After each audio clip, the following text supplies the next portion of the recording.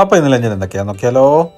ആദ്യം എത്ര ടിഫിൻ ഉണ്ടെന്ന് നോക്കാം. 1 2 3 4 ടിഫിനുണ്ട്. ഇത് യെല്ലോ റൈസാണ്, മഞ്ഞച്ചോറ്, കടുകൊക്കെ വറുത്ത് നമ്മുടെ ഉപ്മാവ് ഉണ്ടാക്കുന്ന മാതിരി റൈസ് ഇടുന്നു എന്ന് മാത്രമേ ഉള്ളൂ. വേണമെങ്കിൽ നിങ്ങൾക്ക് മസാലയൊക്കെ ചേർത്ത് ഗരം മസാലയൊക്കെ ഇട്ട് നല്ല ഫ്രൈഡ് റൈസ് പോലെ അല്ല അതുപോലൊക്കെ ആക്കാം, അവരവരുടെ ഇഷ്ടം. ഇത് നമ്മുടെ സാലഡാണ്, ഉള്ളിയൊക്കെ അരിഞ്ഞിട്ടിട്ടുണ്ട്, മുളകൊക്കെ ഇട്ടിട്ടുണ്ട്. ഇത് നമ്മുടെ കടലമാവ് വെണ്ടയ്ക്ക റെസിപ്പി, വെണ്ടയ്ക്ക സ്നാക്ക് എന്ന് വേണമെങ്കിൽ പറയാം, അല്ലെങ്കിൽ ഉപ്പേരി എന്ന് പറയാം. ഇത് നമ്മുടെ എയർ ഫ്രൈയിൽ ഫ്രൈ ചെയ്തെടുത്ത ചവ്വരി പപ്പടം. അപ്പം എല്ലാ സാധനങ്ങളും നിരത്തി വെച്ചിട്ടുണ്ട്.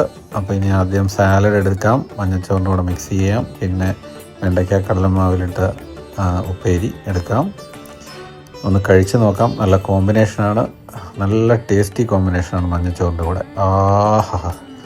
പിന്നെ ഇത് ചവ്വരി പപ്പടം ആയതുകൊണ്ട് പൊടിച്ച് കഴിക്കാൻ പാടാണ്, അതുകൊണ്ട് കടിച്ച് കഴിക്കുന്നത്. ആഹാ, വേറെ ലെവൽ.